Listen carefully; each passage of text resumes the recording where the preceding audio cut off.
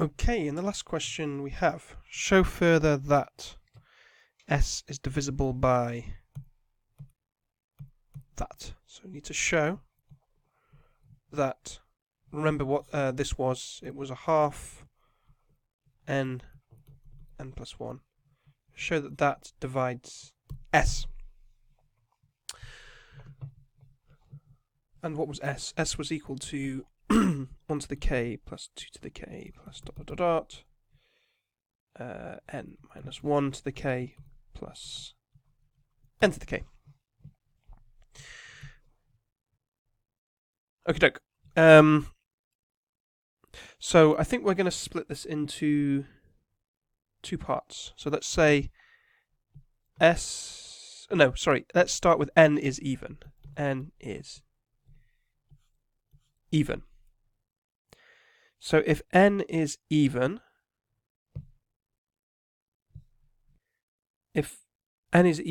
then straight away we can see that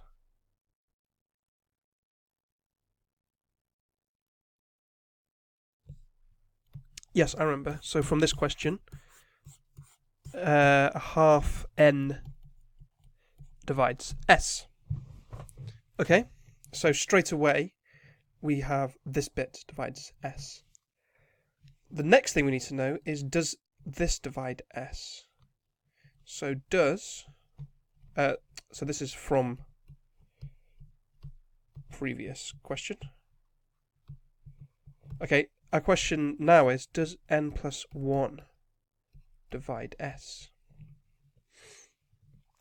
Well, we have to be a little bit clever about this.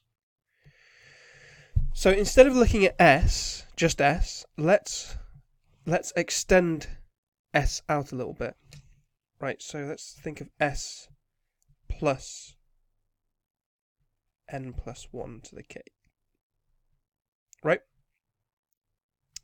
Because this is 1 to the k plus 2 to the k plus dot dot dot dot dot plus n to the k plus n plus 1 to the k. And n plus 1 is odd. N plus 1 is odd. So we know that n plus 1 must divide all of this, right? So n plus 1 divides 1 to the k plus 2 to the k plus n to the k plus n plus 1 to the k. But n plus 1 also divides just this part here. And this part here is just s. So n plus 1 must divide s plus n plus 1 to the k. Right? And because n plus 1 is a factor of this, n plus 1... Sorry, I was just interrupted by my daughter then. Right, so where was I? Right, we said that n plus 1 divides s plus n plus 1 to the k, and n plus 1 also divides just n plus 1 to the k. So therefore, n plus 1 must divide s. Does that make sense? So n plus 1 must divide just s. But therefore signs. Okay, so let's just make sense of that again. We said n was even. So therefore, a half n must divide s. Right, and that's from the previous question. Then we asked the question, does n plus 1 divide s? And the way that we show that it does is, rather than just looking at s directly, we look at s plus n plus 1 to the k. Right, which is this thing here. Now n plus 1 is odd, so therefore n plus 1 must divide 1 to the k plus 2, basically this thing here, right? And this is by the previous question as well. And then this first part is just s, and then the second part is n plus 1 to the k, which is left over. And if n plus 1 has to divide s plus n plus 1 to the k, it must divide just s. Right? It can't divide this bit and not s. That wouldn't make any sense. So therefore n plus 1 divides s. So therefore we can say that n over 2 n plus 1 divides s, right? n over 2 divides s, and also we've just shown that n plus 1 divides s. So let's do our second case. Let's do n is odd. So if n is odd, then we know that n divides s immediately. Right? Oops, sorry. That is from the previous part. I think the previous part here. So if n is odd, then s is divisible by n, so it's done. So what we have left is we have this n plus 1 over 2 left, right? Because we're trying to need to show that n over 2 n plus 1 divides s, right? And we know that n divides s by previous question. So our question is, does what's left n plus 1 over 2 divide s? So let's do the same trick again. So s plus n plus 1 to the k is equal to 1 to the k plus 2 to the k plus dot dot dot dot plus n to the k plus n plus 1 to the k. And this is odd, right? So therefore n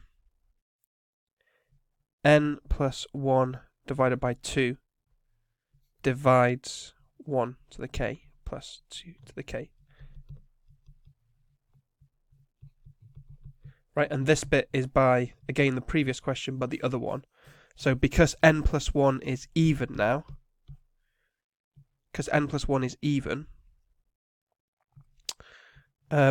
s is divisible by n over 2. Yeah? And in our case, n is n plus 1. So it is divisible by n plus 1 over 2.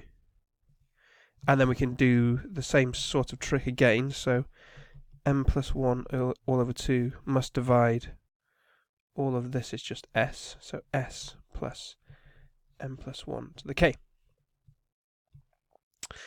N plus 1 is even. So n plus 1 over 2 must divide n plus 1 to the k, since n is even. So therefore n plus 1 over 2 must divide s. Yeah? By the same argument, if it divides this, it must divide this. And therefore n plus 1 all over 2 must divide s in both cases. Okay, so let's just zoom out and take another look at this. So hopefully all this makes sense. We use the results in the previous question in green here. And we split our s into two cases. One where n was even, one where n was odd. When n was even, we get, let me draw it in ellipse, this for, well, basically, not for free, but from the previous part of the question. And we ask this question here, does n plus 1 divide s? And to solve this, we don't just look at s, we look at this thing here. Because when we look at this thing here, we get this. Right? We get 1 to the k plus 2 to the k all the way up to n plus 1 to the k. And because n plus 1 is odd, we can now use the previous bit of the question again to show that n plus 1 divides it. And then we can say, therefore, n plus 1 divides s plus n plus 1 to the k. And then we can argue that, therefore, n plus 1 must divide s, because it divides this other bit. That's kind of the key of the whole thing, really. And if n plus 1 divides it and n over 2 divides it, you get your answer there. And same for this other one. So if you found this one a bit difficult, don't worry. I think this is a difficult question. Have a few looks over it and see if you really understand how the proof works, and also try and think about how, if you had a question like this, how you might use this trick here. So adding a bit on. So rather than just looking at s directly, adding a bit on. So proving something about s plus n plus 1 to the k, right? And proving something about and using that to prove something about just s. It's not easy. It's quite subtle, and I think a lot of people would probably have missed this last bit. But now that you've seen it, hopefully you'll be able to deploy it in other questions.